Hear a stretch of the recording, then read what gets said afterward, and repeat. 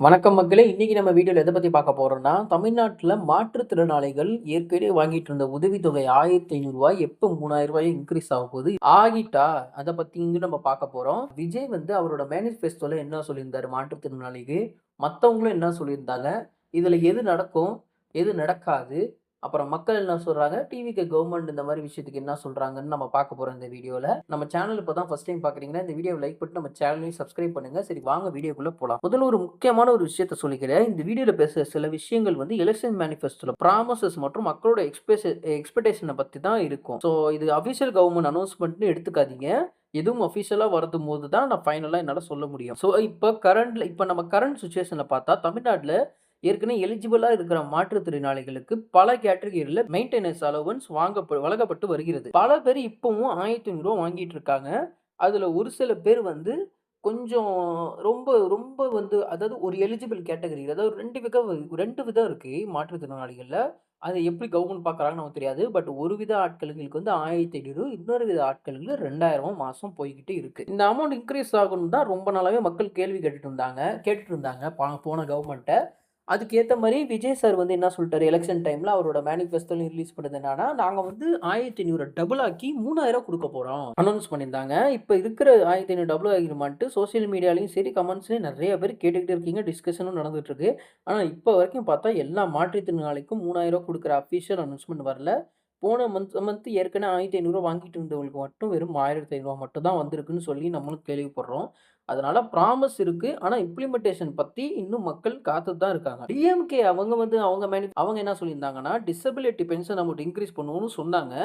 மேலும் ரொம்ப சிவியரா டிசபிலிட்டி இருக்கிறவங்களுக்கு மட்டும் ரூ. 4000 வரைக்கும் அதிகரிச்சு குடுப்போம். அதாவது இந்த சொன்னேன் தெரியுமா 2 கேட்டகரி.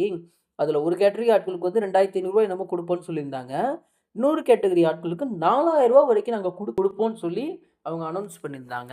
ஆனா, ஏற்கனவே அப்படி இல்லன்னா கூட, இந்த ஏற்கனவே வாங்கிட்டு இருந்தவங்களுக்கு அது பாட்டுக்கு வந்துட்டு தான் இருக்கும் அப்படின்னு சொல்லியிருந்தாங்க. ஸோ இது ஒரு பக்கம். ஏடிஎம்கே வந்து அவங்க மாற்றுத்திறனாளிகளுக்கு வந்து வெல்ஃபேர் ஸ்கீம்ஸ் இன்கிரீஸ் ஸ்ட்ரென்த் பண்ணுவோம். ரீஹாபிலிட்டேஷனுக்கு இம்ப்ரூவ் பண்ணுவோம்.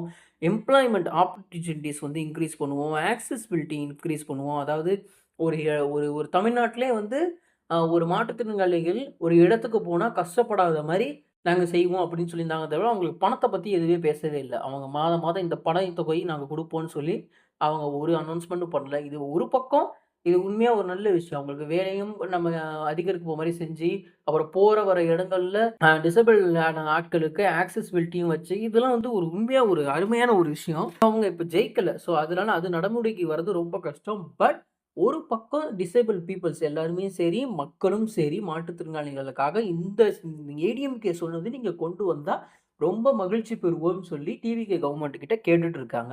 ஸோ, இப்ப ஒரு இதெல்லாம் தவிர்த்து இப்ப முக்கியமான ஒரு கேள்வி என்ன? ஃபியூச்சர்ல ரூ. 1500 அமௌண்ட் ரூ. 3000 சான்ஸ் இருக்கா? இதுக்கு ஸ்ட்ரெய்ட் ஆன்ஸர் குடுக்க முடியாது நம்மளால இப்ப. கண்டிப்பா பாசிபிலிட்டி இருக்கு. ஏன்னா, அவர் சொல்லியிருக்காங்க. அவர் சொன்னது செய்யலன்னா, அது ஒரு பொய்யாகிரும். அதனால நம்மளால ஒண்ணும் பண்ண முடியாது. இதெல்லாம் பல வருஷமா நடந்துகிட்டு இருக்குது. அதனால தான் புதுசா ஒரு ஆளுக்கு வந்து இப்ப ஓட்டு போட்டு எல்லாம் ஜெயிக்க வச்சிருக்கோம். அவங்க கண்டிப்பா செய்வாங்கன்னு. ஆனா, அவங்க செய்யலன்னா நம்ம ஒண்ணும் செய்ய முடியாது.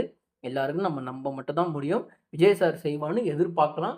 அவரு கன்ஃபார்ம் ஆனதுக்கு அப்புறம், அவரு இந்த மந்த் இல்ல அடுத்த மந்த் கன்ஃபார்ம் பண்ணாங்கன்னா, அதுக்கும் நெக்ஸ்ட் மந்த்லேருந்து உங்களுக்கு அமௌண்ட் வர ஆரம்பிக்கும். இப்போதைக்கு அஃபிஷியலா எந்த அனௌன்ஸ்மென்ட்டும் வரல.